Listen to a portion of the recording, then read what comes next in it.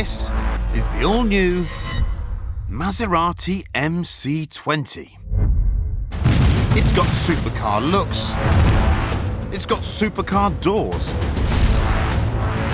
And with prices starting at £190,000, it's got a proper supercar price tag.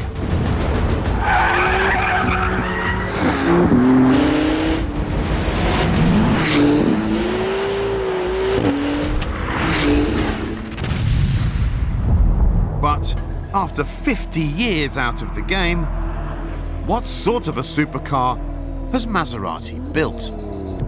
You might think if you were building a supercar from scratch, fit for the third decade of the 21st century, that you'd go for some electric hybrid plug-in thingy. But the MC20 is at heart quite old school. No e-motor, no regenerative braking, just a turbocharged V6 behind me, sending power to the rear wheels.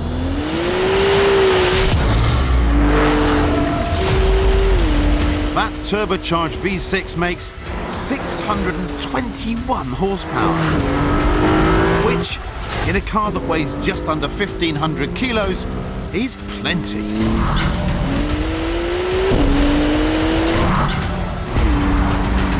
It'll do 0 to 60 in 2.9 seconds and over 200 miles an hour flat out.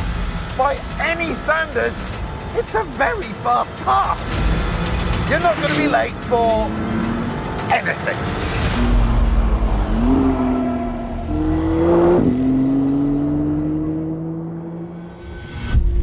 So, it definitely does the whole supercar speed thing, but with a super stiff carbon fibre tub and double wishbone suspension all round, where the MC20 really comes to life is through the corners. This chassis can handle really rapid direction changes.